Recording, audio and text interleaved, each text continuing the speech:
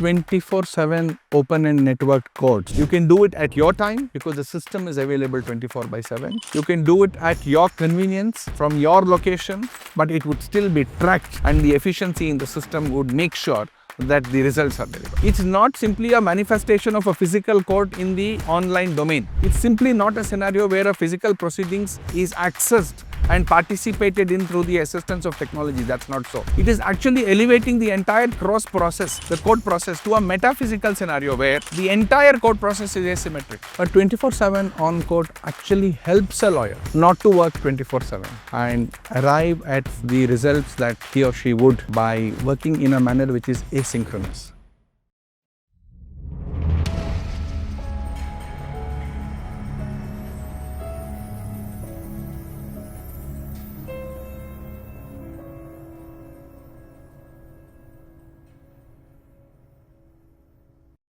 Sir, what is the concept of 27 courts? Does it mean that the judges and the lawyers will have to work round the clock 24/7? 24/7 open and networked courts, which is 247 O for open and for network. But 24/7 on court actually helps a lawyer not to work 24/7 and arrive at the results that he or she would by working in a manner which is asynchronous. The crucial aspect of a 247 on court, which is for the first time project that the Kerala judiciary has brought out in Kollam, which is in my view a fantastic initiative, has multiple benefits which we can speak of. But the most crucial benefit is it changes the entire paradigm of a court system from being synchronous, being symmetrical, to saying that there must be the lawyer from X side and the lawyer from Y side both available in court at a particular time.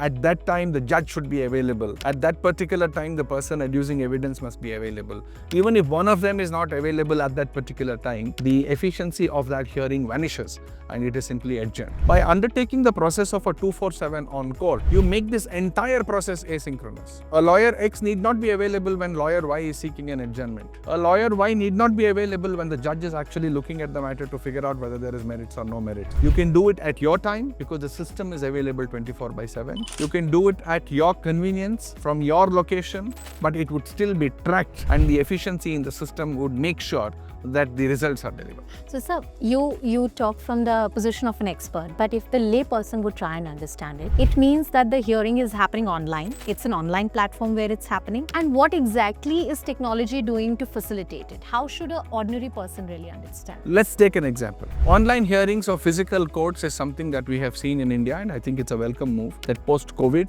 most courts in the country, at least the superior courts of the country, the constitutional courts of the country, almost all high courts, and certainly the Supreme Court and national tribunals, they have all moved online. But what happens is that it is a symmetric working of the court which occurs online in the sense that you don't have to be physically in court that day to argue a matter. You can remotely argue, but you should be available at the particular time when the court calls your matter. If you're not available at that point of time, the matter stands adjourned. Now, what 247 on court does is take it to the next level. It's not simply a manifestation of a physical court in the online domain. It's simply not a scenario where a physical proceedings is accessed and participated in through the assistance of technology. That's not so. It is actually elevating the entire cross process, the court process, to a metaphysical scenario where the entire court process is asymmetric.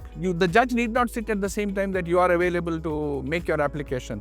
Your opponent need not be available at the same time to file his objections to your application. You do it at your time from your location onto the system. The opponent does it at his or her time onto the system. The judge then considers that application and counterpoints at the judge's convenience, which means the system is available 24/7. It is open, which means accessibility is available. It is completely networked and therefore prevents the need for a symmetric approach to a court proceedings. The biggest problem in court proceedings world over is that they acquire some sort of symmetry in terms of being in a particular manner, and it is synchronous.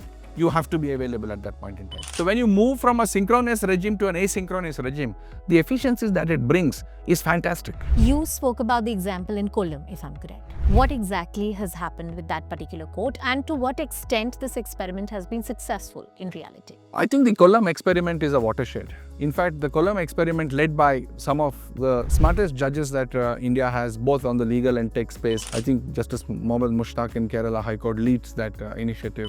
And such initiative got the support of the government. That's another important thing. Is, I think, leading our judicial system into a watershed moment. We don't realize how efficient this will become over a period of time. What does it do? For all check bounce matters or negotiable instruments matters, instead of physically being in court to make your application, physically being in court to adduce evidence, physically being in court to make an adjournment, non-adjournment, whatever it is, all of it is today networked and remotely undertaken. Just look at the benefit that it brings. One, your judiciary is overburdened with matters. Those matters simply get adjourned. Why do they get adjourned? Because the opponent lawyer was not available, or both lawyers have gone in, possibly the judge was unwell that day and therefore there was no hearing.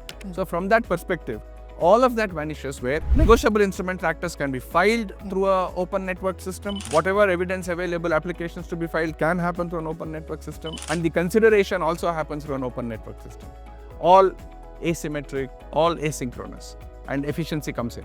Just imagine, for example, illustratively, the benefit that something like this brings, and particularly, and I'm very keen on that perspective, the benefit something of a asynchronous court brings to a female litigant in this country. Yeah, I was about to ask that. You said Kollam was a watershed moment, and you also touched upon the point of how this could make law and the manner in which litigation works in the country more inclusive for women, because this symmetry perhaps is something, the rigidity of it is not something which is suitable to women, and that's why we've had a lot of women dropping out at the mid-career level. You're right.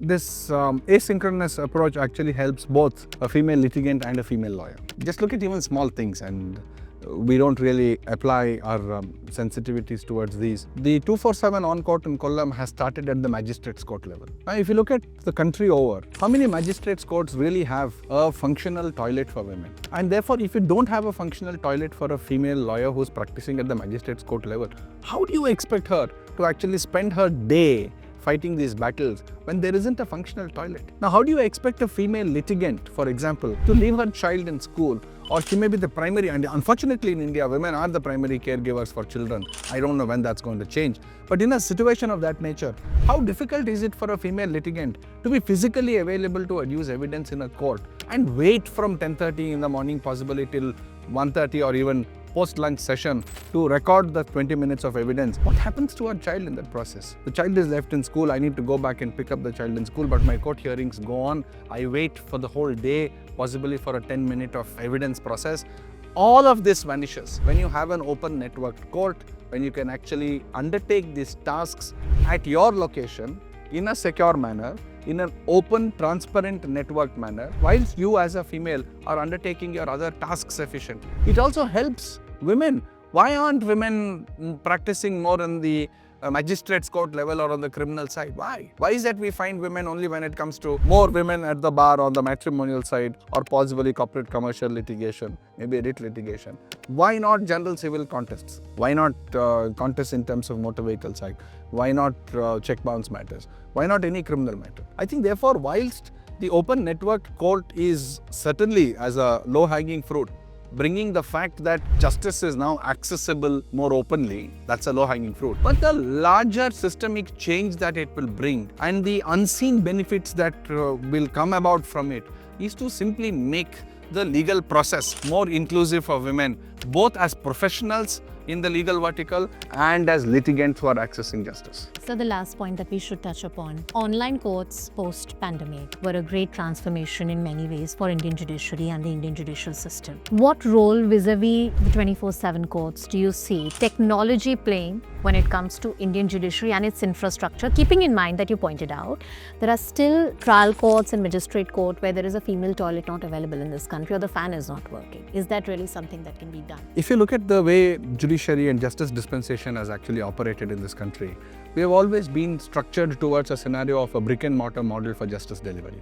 That you need to invest in a large court hall, you need to invest in judges, you need to invest in the paraphernalia of physically being available in aberrant systems in that physical domain, etc. What we don't realize is that at a fraction of that cost, you can actually use technology to make justice more accessible. Certainly, I don't mean that you can actually make an open network court for core constitutional issues in the Supreme Court. May not be. But The largest access for justice that is required is at the lowest level of the judiciary. It is the magistrates court, it is the civil judge junior division court, it is actually the sub judges court. They are the ones which must become accessible. And the best way to make them accessible is to technologically enable them, not just make sure that there is a technological connection to a physical court by an online hearing, but to simply make sure that these courts are open and networked. They move away from the physical domain to the metaphysical domain, but the courts function absolutely perfectly. For example, in a 247 on court, if I'm seeking a particular date for my matter, the system looks at whether my opponent lawyer's calendar is free on that day. And only if the opponent lawyer is free on that day will that date be assigned. Therefore, on that date, you don't have a scenario where the opposite lawyer comes up and says, I'm sorry, I'm not available, give me an adjournment. Therefore, these small efficiencies get built in. Of course, if people want to game the system and still push the system down in terms of still taking adjournments, that's a cultural problem that we need to deal with. That's not a technological problem. Because we have a societal problem in terms of how efficient we will be, we certainly can't blame technology for it. To sum it up, it would be correct to say that it will make the jobs of lawyers like you far more easier than it is right now, or will it make it more competitive and difficult? The legal profession has always been competitive. If you look at the legal profession, I think possibly one of the most competitive legal markets, other than possibly the US, is India. I would in fact rate India as more competitive than the UK as well. So competition, the intent actually to excel, all of that will continue. But certainly, will the system become more efficient with technology? Answer is absolutely yes. We have seen efficiencies coming into the system by simple online hearings of physical courts. We've seen how the pandemic actually changed the process. There would be a scenario where if a lawyer is not available when the matter is called, in the 10 seconds, the matter would get adjourned. Today, there is a situation where even if the lawyer is available in the same city, he is connected, he starts his matter, the matter goes on. Therefore, efficiency is certainly coming. But as I said, you don't really get a computer to replace a typewriter. That's not what you do. You actually bring in technology not to replace a physical task. You bring in technology to make sure that you elevate the efficiency of that task in an open network system. And that's what Kollam does. And therefore, I believe it is an absolute watershed. People are still not seeing the fact that there is this unicorn in the making in terms of judiciary unicorn. I'm certain that it will actually make the difference, and I really hope other states really follow suit.